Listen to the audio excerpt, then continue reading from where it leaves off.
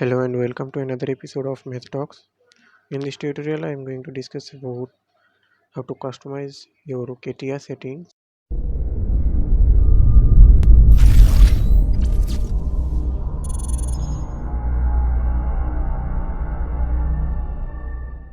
So we will see how to customize the CATIA settings. So let's start with the part modeling, part design, then OK.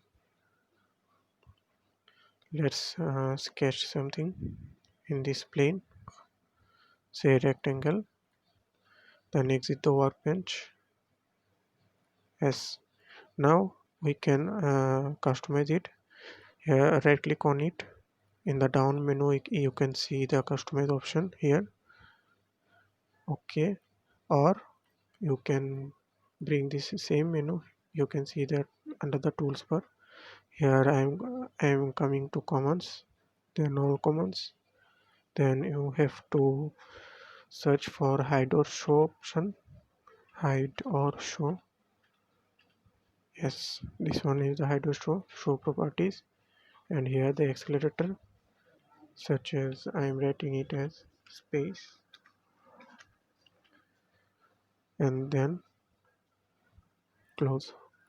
See, you have to hide this sketch by right clicking on it. Then here it will be hidden. Then again it will be shown by right clicking on it. And since I have used the space option for hide or show option, so I can now change the hide or show settings using the space. See here, this one I am clicking on it, then space. See, it is hidden. So this is for now. Oh yeah, again you can select on it, then space. See, this is unhidden, this is shown. So this is the settings for customizing the CATIA